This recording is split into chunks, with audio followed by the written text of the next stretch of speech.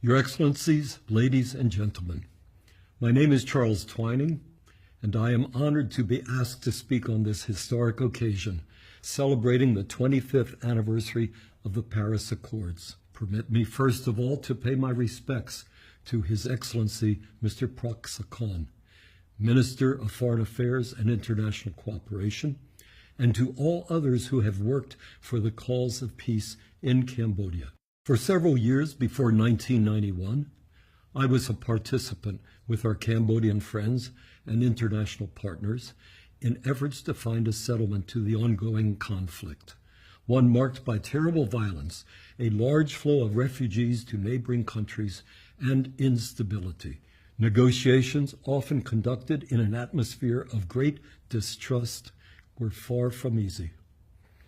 Various proposals were examined that would bring Cambodians together, but there were invariably problems from one side or another.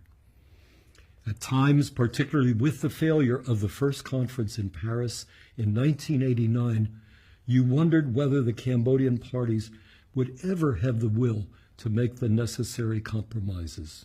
It was important to persevere, however. The role of so many in the international community, both individual countries and organizations like ASEAN, proved to be an invaluable assist in pressing for agreement. I must point out the active involvement of the United States in both pushing the negotiating process and in drafting the documents. I believe that all of us were aware that the price of failure would be terrible. The agreements of October 23, 1991 were a major step toward the establishment of a new, hopefully violence-free and unified Cambodia. They would permit the country to rejoin the community of nations. Shortly after Paris, I reestablished the American presence in Cambodia, as did the other signatories, our roles being to support the agreements, the Supreme National Council, headed by His Royal Highness Prince Norodom Sihanouk, and the UN peacekeeping operation. There were frequently challenges to the implementation of the accords, but we kept the process moving forward toward the 1993 elections, despite differences. As we reflect on where Cambodia stands 25 years later, I believe it is important to remember some of the major objectives of the Paris Accords and to reaffirm them today.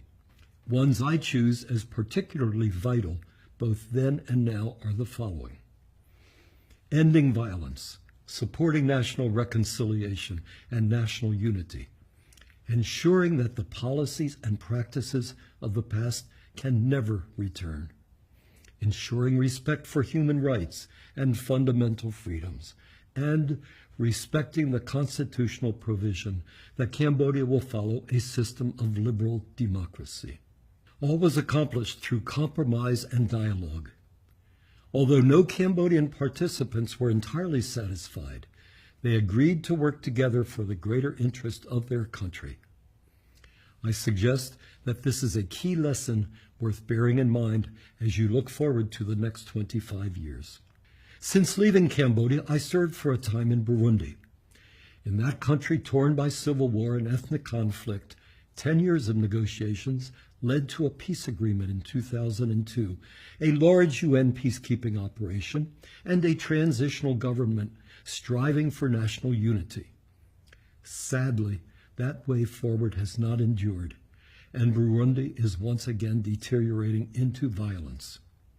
You can be proud that your history since 1991 is more positive.